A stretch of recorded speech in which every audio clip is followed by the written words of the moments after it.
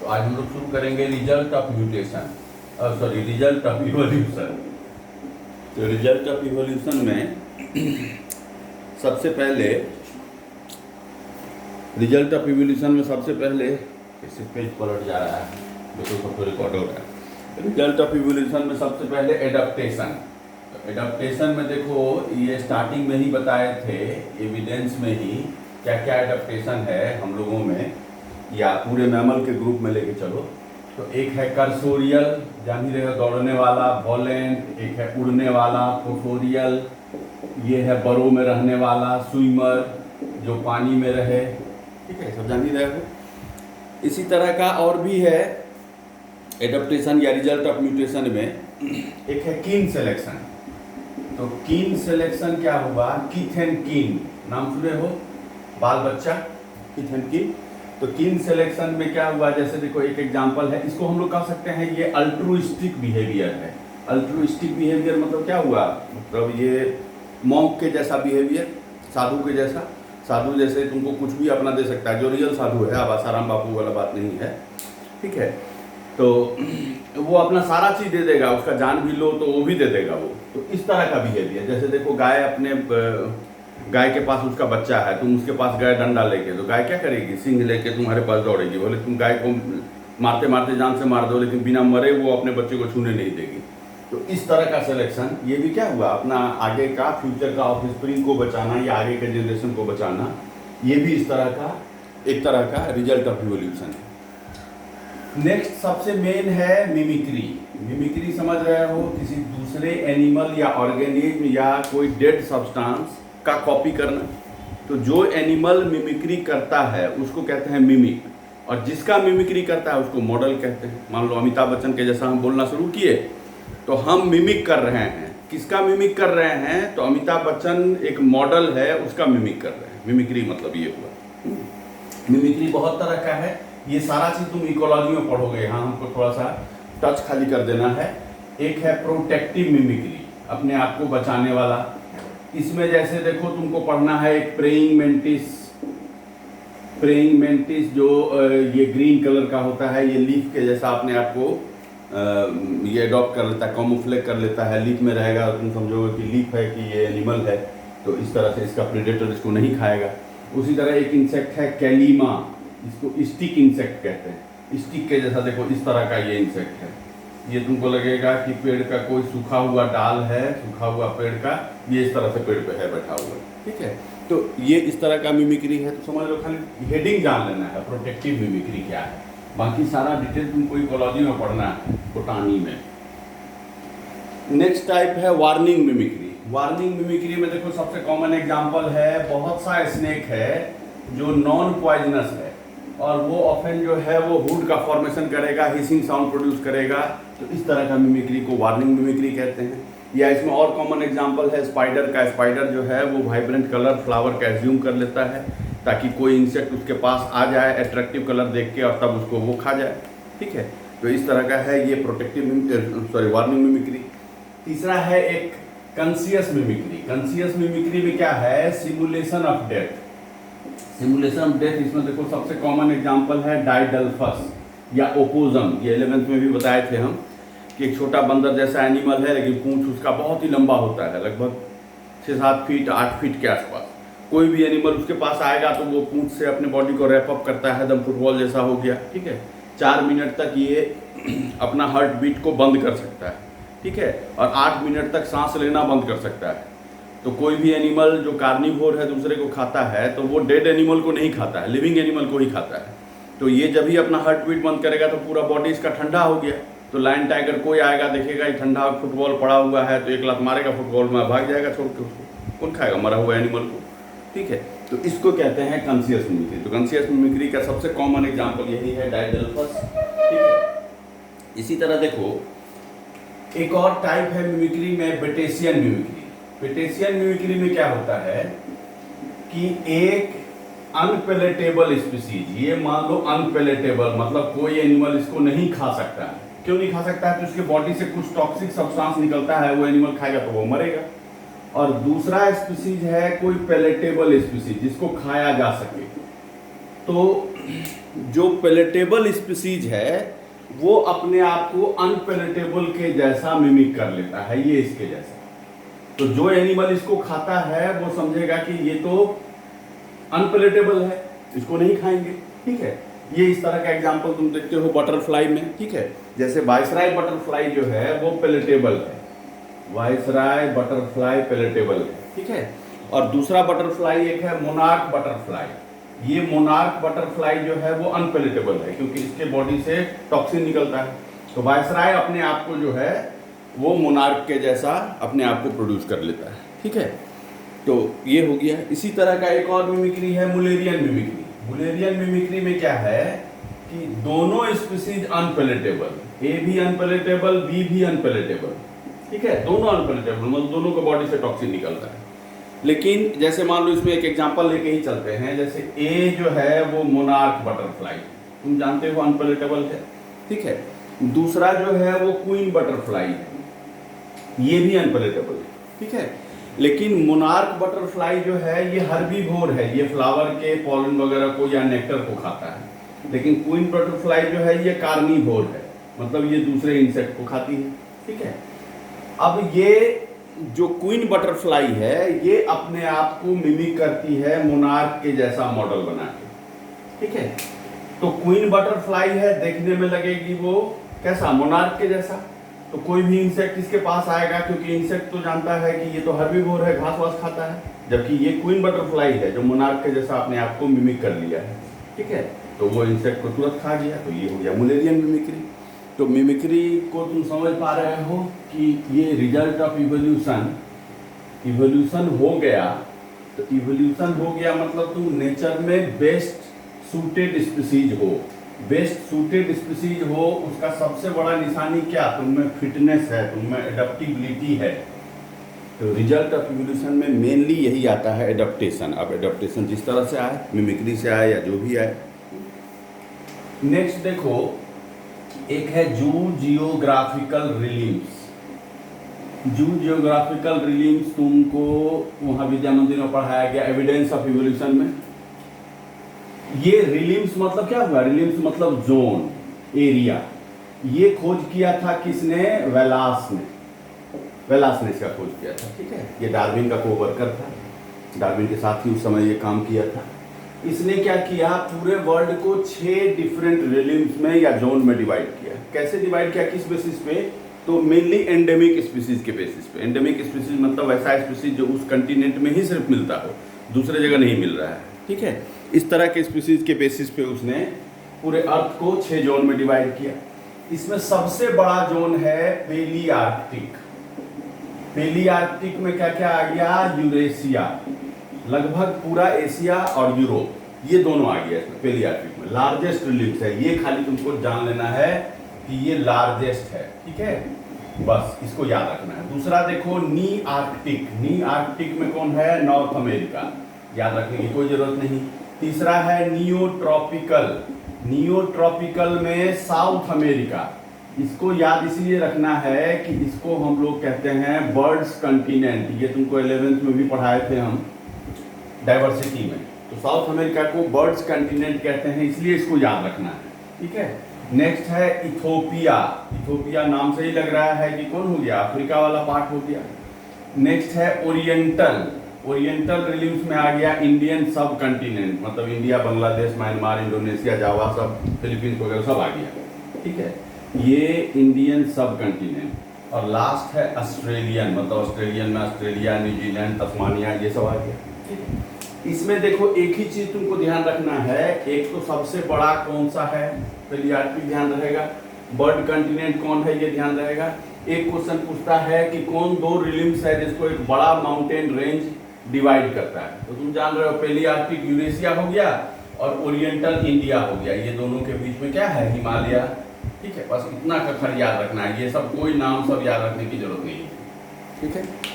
इसके बाद देखो कुछ कुछ एनिमल जो है वो पर्टिकुलर किसी आइलैंड पे ही पाया जाता है, दूसरे जगह नहीं, ठीक है।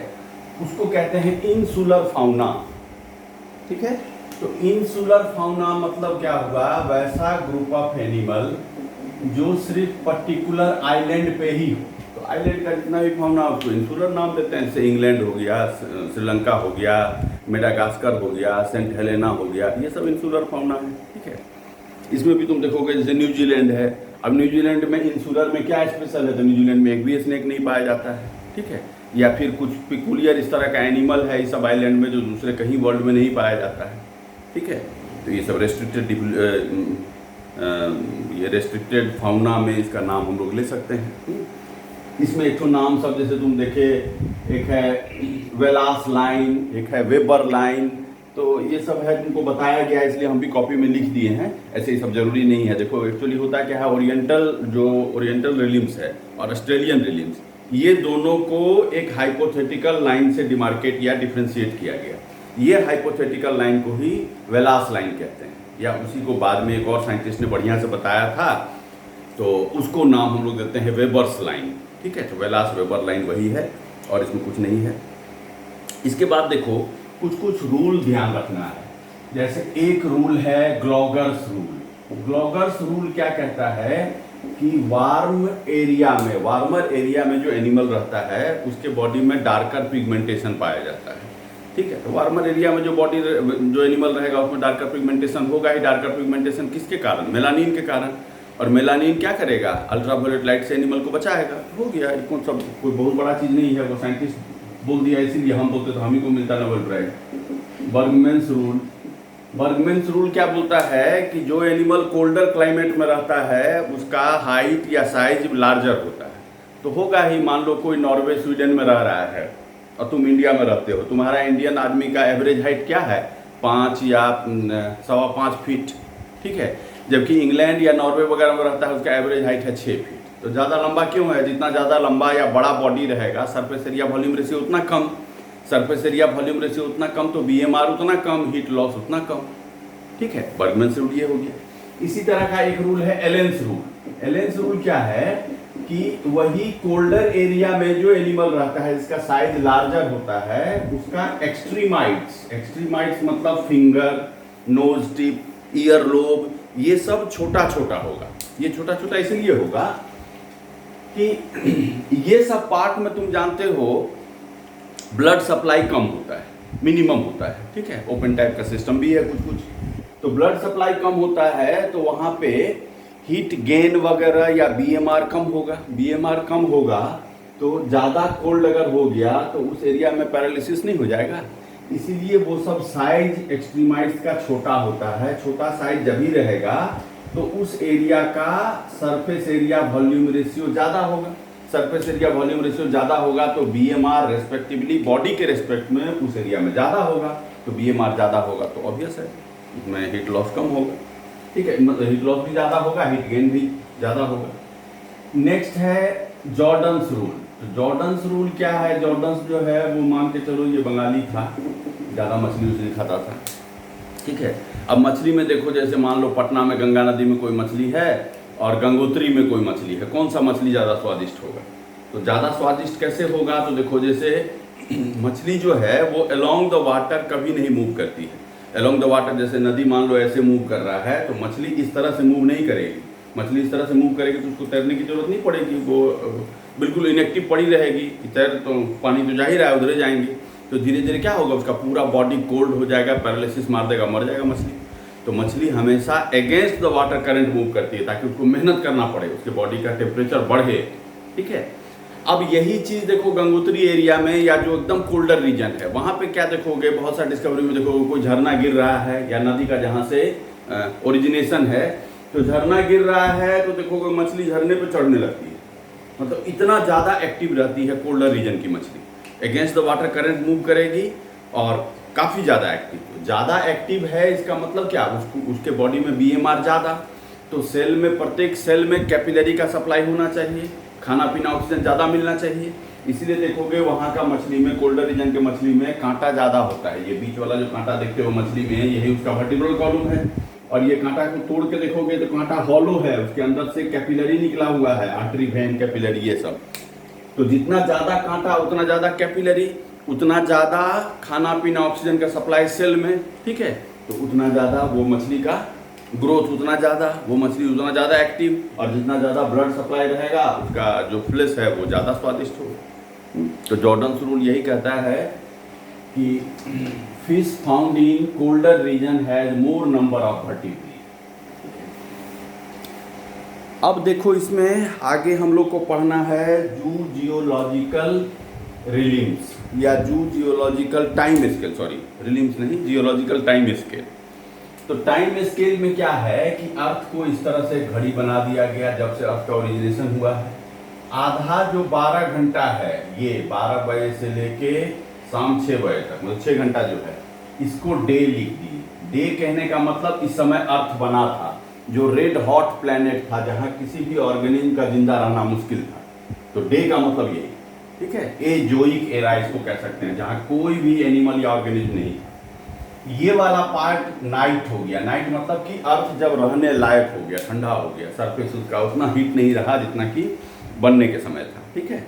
इसमें तुमको देखो एक दो ठो पॉइंट याद रखना है, एक ही ठो पॉइंट ऐसे बोल देते हैं सब। 6 बजे फर्स्ट ऑर्गेनिज्म डेवलप किया था, 8 बजे रात में फर्स्ट प्लांट डेवलप किया था। तुमको याद ये रखना है 11:59:45 में फर्स्ट ह्यूमन ओरिजिनेट हुआ था, खाली ये याद रखना है, ठीक है। 59:45 इसमें फर्स्ट ऑर्गेनिज्म 11:59:45 इसमें फर्स्ट ऑर्गेनिज्म डेवलप किया था, ठीक है, सॉरी फर्स्ट ह्यूमन डेवलप किया था। इसका 1 सेकेंड, इस घड़ी का 1 सेकेंड 10 मिलियन ईयर के बराबर है, ठीक है। अभी तक 12 नहीं बजा है, समझ रहे हो ना। तो ये घड़ी को थोड़ा सा ध्यान रखना है। ह्यूमन का ओरिजिन कब हुआ था ये थोड़ा ध्यान रखना है। हालांकि आजकल पूछता नहीं है इतना टिपिकल क्वेश्चन, लेकिन मान लो कभी तुमको मड किया ओलंपियाड वगैरह देने का तो वहाँ पूछेगा, और नहीं दोगे तो और बढ़िया है। अब देखो ये जितना भी टाइम पीरियड है उसमें सबसे बड़ा टाइम को कहते हैं एरा। एरा को डिफरेंट पीरियड में डिवाइड किया गया, डिफरेंट पीरियड को इपोक्स में डिवाइड किया गया, इस तरह से है, ठीक है। तो एरा पीरियड वगैरह हम लिख दिए हैं और वो याद भी हो जाएगा, कोई बहुत बड़ा चीज नहीं है। इसमें देखो सबसे पहला एरा है एजोइक एरा, नाम से ही लग रहा है इसमें कोई भी ऑर्गेनिज्म नहीं था। दूसरा है आर्कीजोइक, आर्की मतलब पुराना, ठीक है। तीसरा है प्रोटीरोजोइक, मतलब प्रोटोजोआ या कुछ प्रिमिटिव ऑर्गेनिज्म यहाँ डेवलप हुआ था। लेकिन तुम समझ रहे हो अमीबा, बैक्टीरिया, ये सब का फॉसिल मिलना बहुत ही मुश्किल है। फॉसिल रिकॉर्ड कोई इस तरह का है नहीं। आजकल एक फॉसिल रिकॉर्ड मिलने लगा है, नाम इसका है स्ट्रोमेटोलाइट।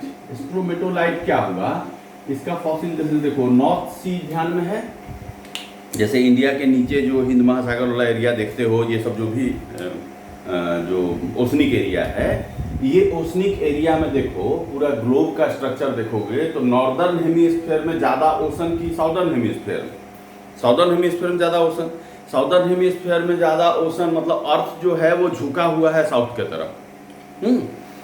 तो जहाँ ज़्यादा ओशन वहाँ ज़्यादा ठंडा, तो विंड वगैरह ज़्यादा ब्लो करेगा किधर, साउदर्न हेमिस्फीयर में। नॉर्थ में विंड भी कम होगा।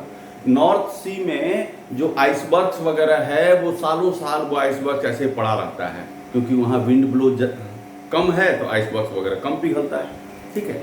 अब वही आइसबर्ग्स पे मान लो आइसबर्ग्स कहीं लाइमस्टोन के चट्टान से सटा हुआ था, तो आइसबर्ग्स पे लाइमस्टोन आ गया, उसी पे प्रोटोजोआ या बैक्टीरिया मान लो कोई आ गया हो उसी समय। अब आइसबर्ग्स तैरते हुए एकदम नॉर्दर्न पार्ट में चला गया, तो वहाँ पे कोई इन्फेक्शन या कोई पॉल्यूशन जैसा ऐसा कुछ नहीं होगा। तो वो जो प्रोटोजोआ बचा वो हम लोग फॉसिल के रूप में या बैक्टीरिया को फॉसिल के रूप में पढ़ सकते हैं। उस तरह के फॉसिल को ही कहते हैं स्ट्रोमेटोलाइट, ठीक है। स्ट्रोमेटोलाइट इसी तरह का फॉसिल है। इसी तरह आगे देखो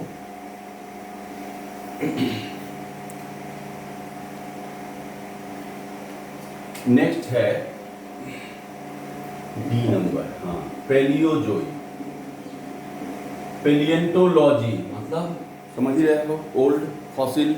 तो सबसे पुराना एरा, जिस एरा में फॉसिल रिकॉर्ड मिलना शुरू हो गया, तो इसमें बहुत सारा पीरियड है, ठीक है। इसको ऐसे याद रख सकते हो, कॉस DMP ऐसे याद रख सकते हो। ये हो गया कैम्ब्रियन, कैम्ब्रियन में याद रखने लायक कुछ नहीं है। एक है ट्राइलोबाइट्स इसी समय ओरिजिनेट हुए थे। ट्राइलोबाइट्स क्या है? ये एंसेस्टर ऑफ आर्थ्रोपोड है। याद रहे तो बढ़िया, नहीं याद रहे तो और भी बढ़िया है, ठीक है। ये पहले पूछता था एम्स में, अब नहीं पूछता है, अब लेकिन ओलंपियाड में जरूर पूछता है, ठीक है। नेक्स्ट है ऑर्डोविशियन। ऑर्डोविशियन क्या हुआ? इस समय में ऑस्ट्रेकोडर्मी इसी समय ओरिजिनेट हुआ था। हम लोग डाइवर्सिटी में पढ़े थे Ostracodermi armoured fish. Armoured fish इसी समय में ओरिजिनेट हुआ था, लेकिन उतना याद नहीं रखना है। इसमें तुमको ध्यान क्या रखना है? ऑर्डोविशियन एरा जो है एज ऑफ इनवर्टिब्रेट या नॉन कॉर्डेट एंड मोलस्क है, इसको याद रखना है, एरा ऑफ इनवर्टिब्रेट और मोलस्क, ठीक है। नेक्स्ट है सिलूरियन। सिलूरियन में क्या हुआ? फर्स्ट जो है एयर ब्रीदर यूराइप्टेरिड्स इसी समय डेवलप हुआ। यूराइप्टेरिड्स क्या था? ये स्कॉर्पियन का दादाजी था, स्कॉर्पियन का फोरफादर या एंसेस्टर था, तो एयर ब्रीदर हुआ। उसी तरह से फर्स्ट टेरिडोफाइट इसी समय आया, मतलब फर्स्ट लैंड प्लांट भी इस समय आया। याद रखने की कोई जरूरत नहीं है। नेक्स्ट देखो डेवोनियन। डेवोनियन पीरियड को कहते हैं एज ऑफ फिश। ये अगर याद रहे तो बढ़िया है, ठीक है, इसको याद रखना ही है। बढ़िया क्या है तो याद रखना ही है। नेक्स्ट है मिसिसिपियन। मिसिसिपियन वाले एरा में ही क्या हुआ था? एक बहुत बड़ा अर्थक्वेक आया था, जिसमें कि 40 से 50% अर्थ का पार्ट पूरा रिवर्ट हो गया था, नीचे चला गया था। तो अभी जो हम लोग कोल ब्लॉक वगैरह देखते हैं या पेट्रोलियम देखते हैं, वो उसी समय का जो रिवर्ट हुआ था अर्थ, उसी से निकलता है, ठीक है। इसीलिए मिसिसिपियन को ही हम लोग एक और नाम देते हैं कार्बोनीफेरस पीरियड। कार्बन का फॉर्मेशन इसी समय हुआ। इसको हम लोग कहते हैं एज ऑफ एम्फीबिया। एम्फीबिया इसी समय प्रोनाउंस हुआ था, काफी ज्यादा डेवलप किया था। जिम्नोस्पर्म भी आया था इस समय। ये है पर्मियन। पर्मियन में क्या हुआ? इसको कह सकते हैं फर्स्ट रेप्टाइल यहीं पे डेवलप हुआ, ठीक है। फर्स्ट रेप्टाइल का नाम था सिमोरिया। तो सिमोरिया यहीं पे डेवलप हुआ था, इसी को स्टेम रेप्टाइल भी कहते हैं, ठीक है। तो इसमें तुम अगर देखो याद रखना है, याद किसको रखना है? तो एक इनवर्टिब्रेट मोलस्क का एरा, एक एज ऑफ फिश, ये दो तुमको याद रखना है, बाकी याद रखने की जरूरत नहीं है। नेक्स्ट देखो मीजोजोइक एरा। नेक्स्ट है मीजोजोइक एरा। मीजोजोइक एरा को age of reptile and age of gymnosperm कहते हैं। इसमें 3 पीरियड था। एक था ट्राइएसिक, दूसरा था जुरासिक, तीसरा था क्रीटेशियस। तो देखो ट्राइएसिक में फर्स्ट डायनासोर इसी समय डेवलप हुआ, इसी समय क्रोकोडाइल आया, इसी समय टर्टल टॉर्टवाइज आया। इसमें ध्यान रखना है फर्स्ट प्रोटोथेरियन यानी कि फर्स्ट मैमल्स इसी समय ओरिजिनेट हुआ। जुरासिक को कहते हैं एज ऑफ डायनासोर। इसमें सब तरह का डायनासोर आया, टीरोसॉर जो हवा में है, इक्थियोसॉर जो पानी में है, बाकी जितना भी नाम सुनते हो, डिप्लोडोकस, ब्रोंटोसोर, टायरानोसोर्स। टायरानोसोर्स के बारे में जानते होंगे, लार्जेस्ट ये डायनासोर है, लेकिन वो कार्निवोर था। और हर्बीवोर में सबसे बड़ा कौन है? ब्रोंटोसॉर्स। ब्रोंटोसॉर्स हर्बीवोर में सबसे बड़ा है। इसी समय में आर्कियोप्टेरिक्स भी आया। आर्कियोप्टेरिक्स इसी समय ओरिजिनेट हुआ। आर्कियोप्टेरिक्स तुम जानते हो ये बर्ड है, हम लोग डाइवर्सिटी में पढ़े थे ना। आर्कियोप्टेरिक्स जो है वो बर्ड है, तो फर्स्ट बर्ड ओरिजिनेट ये कह सकते हैं। इसी समय में मेटाथेरियंस ओरिजिनेट हुए थे, ठीक है, ये भी हो गया। क्रिटेशियस में क्या है? इसी समय डायनासोर एक्सटिंक्ट हो गया था। एक बहुत बड़ा मेट्रोइड जो है वो गिरा, जिससे इतना बड़ा अर्थक्वेक जैसा कंडीशन आया और मतलब आग वगैरह निकला ब्लास्ट के जैसा, कि जितना भी डायनासोर था सब खत्म हो गया उसमें। इसी समय में मॉडर्न रेप्टाइल आया। मॉडर्न रेप्टाइल मतलब स्नेक्स, लिजार्ड्स, ये सब इसी समय में आया, ठीक है। फर्स्ट मैमल जिसको यूथेरिया कहते हैं, वो इसी समय में ओरिजिनेट हुआ, डेवलप हुआ, ठीक है। फर्स्ट यूथेरियंस जो था उसका नाम था थेराप्सिडा। थेराप्सिडा इसी समय में डेवलप हुआ। तो क्रिटेशियस, बस इसमें और कुछ नहीं याद रखना है। मतलब याद इसमें रखने लायक क्या है? फर्स्ट मैमल किस समय आया? ट्राइएसिक, ठीक है। फर्स्ट बर्ड किस समय आया? जुरासिक, ठीक है। फर्स्ट मैमल ये थेराप्सिड, तुमको थोड़ा ध्यान रखना पड़ेगा क्योंकि एनसीईआरटी वगैरह में दिया है। तो क्रिटेशियस पीरियड ये याद रखना है। इसके बाद देखो लास्ट एरा है सीनोजोइक। सीनोजोइक एरा को एज ऑफ मैमल या एज ऑफ एंजियोस्पर्म भी कहते हैं। सीनोजोइक एरा में दो पीरियड, एक पीरियड का नाम है टर्शियरी, दूसरा का नाम है क्वाटरनरी। ठीक है, टर्शियरी पीरियड में देखो बहुत सारा इपोक है। इसमें कौन कौन सा इपोक है तो ऐसे याद रख सकते हो, पियोम, पियोम मतलब म्यूजिक जैसा पियोम याद रखो। इसमें कैसे है देखो, ये है पेलियोसीन, ये है इयोसीन, ये है ओलिगोसीन, ये है मायोसीन, ये है प्लायोसीन। इतना इसमें इतना ध्यान नहीं रखना है, मेन ध्यान रखना है फर्स्ट हॉर्स इयोसीन में डेवलप हुआ था। फर्स्ट हॉर्स का नाम था इयोहिप्पस, या उसी का नॉर्थ अमेरिकन काउंटर पार्ट का नाम था हाइराकोथेरियम। देखो हॉर्स जो है वो ओरिजिनेट हुआ था रसिया में, लेकिन बाद में पता लगा कि हॉर्स उसी समय नॉर्थ अमेरिका में भी ओरिजिनेट हुआ था, तो उसका नाम रखा गया हाइराकोथेरियम। हॉर्स जो था वो डिजिटी ग्रेड था, 5 उंगली पे चलता था, बकरी के साइज का था। धीरे धीरे हॉर्स में डेवलपमेंट हुआ, वो हुक पे चलने लगा और साइज भी देखी रहे कहाँ तक हो गया। तो ये तुमको ध्यान रखना है कि इयोहिप्पस फर्स्ट हॉर्स था, हॉर्स का एंसेस्टर का नाम यही है। ओलिगोसीन में इसी हॉर्स का नाम बदल के हो गया ओलिगोहिप्पस। ये फर्स्ट 3 टोड हॉर्स था। 3 टोड मतलब समझ रहे हो ना कि ये वो 5 जो उंगली था वो 5 नहीं होकर 3 रह गया। ठीक है, उसके बाद मियोसीन में इसका नाम हुआ मीजोहिप्पस। ठीक है, इसके बाद फिर एक और हुआ मेरिकिप्पस। तो तुमको इतना ध्यान रखना, ये ध्यान रखो ये 1 टोड हॉर्स था, मतलब अभी जो मॉडर्न हॉर्स के जैसा 1 टो वाला है वो यही है। प्लायोसीन में प्लायोहिप्पस था। इसके बाद क्वाटरनरी पीरियड में फिर 2 इपोक, एक था प्लिस्टोसीन। प्लिस्टोसीन में मॉडर्न हॉर्स आया। इस मॉडर्न हॉर्स का नाम तुम जानते होगे इक्वस। ठीक है, दूसरा इसमें इपोक था होलोसीन। तो देखो प्लिस्टोसीन में तुमको क्या क्या याद रखना है, एक याद रखना है मॉडर्न हॉर्स का नाम उसी समय आया था।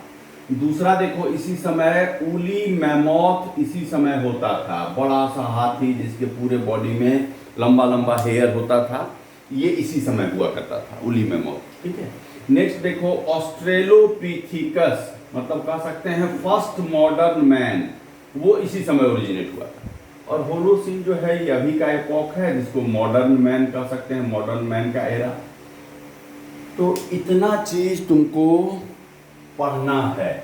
अब इसमें तुम कहोगे इतना नाम सब है कैसे याद रखें, तो वो कुछ कुछ हम उसमें लिख दिए हैं, वो उसको देखना याद अगर कर पाओ तो। जैसे एक लिखे हैं on friendship day chocolate and rasgulla are jointly given in by alimentary canal, तो वो एक बार पढ़ के देखना। ऑर्डोविशियन के टाइम में क्या हुआ था, नॉन कोडेड का एरा। फिश का एरा कौन था, डेवोनियन। कार्बोनिफेरस में एम्फीबिया था। रेप्टाइल जो था वो जुरासिक। जिम्नोस्पर्म था मीजोजोइक एरा में। एंजियोस्पर्म ये सीनोजोइक एरा में। कभी मान लो ऐसा कभी पूछे कि पूरा एरा पीरियड को क्रोनोलॉजिकली याद रखो, तो हालांकि ऐसा नहीं पूछेगा, इस तरह का चीज़ नहीं पूछता है, लेकिन फिर भी उसके लिए कुछ कुछ दे दिए हैं। देखो याद तो करना ही पड़ता है, देने उन्हें का कोई ज़रूरत नहीं है, वो देने उन्हें से कुछ होता नहीं है। लेकिन अभी तुम खाली वो ऑन फ्रेंडशिप डे वाला जो है, मतलब कि नॉन कॉडेड का कौन एरा है, फिश का कौन एरा है, एम्फीबिया का कौन एरा है, रेप्टाइल का कौन है, इतना जरूर ध्यान रखो। और ध्यान रखो कि मॉडर्न हॉर्स इक्वस है, हॉर्स का ओल्डेस्ट एंसेस्टर कौन है, इयोहिप्पस। इतना ध्यान रखना है। ठीक है, अब नेक्स्ट वीडियो बनाएंगे, उसमें थोड़ा सा फॉसिल वगैरह के बारे में बताएंगे और ह्यूमन इवोल्यूशन से ख़त्म करेंगे।